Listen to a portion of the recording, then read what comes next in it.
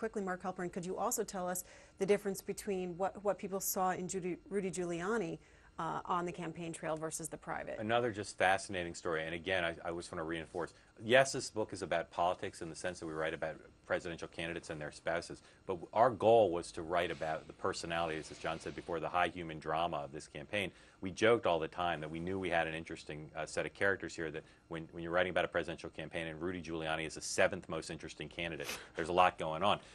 Rudy Giuliani's image for the country and for Republican voters was a tough guy, a guy who cleaned up New York City, who stood up to the terrorists after 9/11, and on the campaign trail, he was not a tiger but a pussycat. His campaign aides could never get him to run negative ads against his opponents or speak out against them. When he was shown the negative ads and mailings that were going out against him, he would laugh at them and say, oh, those are all silly. In debates, when he was challenged by his opponents or by the questioners, he would laugh. He never showed a toughness and a hunger to win that is essential in presidential politics, and it ran so counter to his image that I think someone earlier in the program talked about cognitive dissonance. It was, I think, cognitive dissonance for a lot of people. His inability to define himself and to reinforce his greatest strength in his image of being tough really was a big part of his downfall.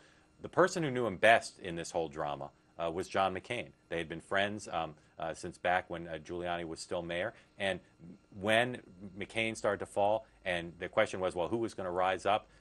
McCain was never worried about his friend Rudy Giuliani. And his aides would say, well, why not? And he would say, Rudy is Rudy.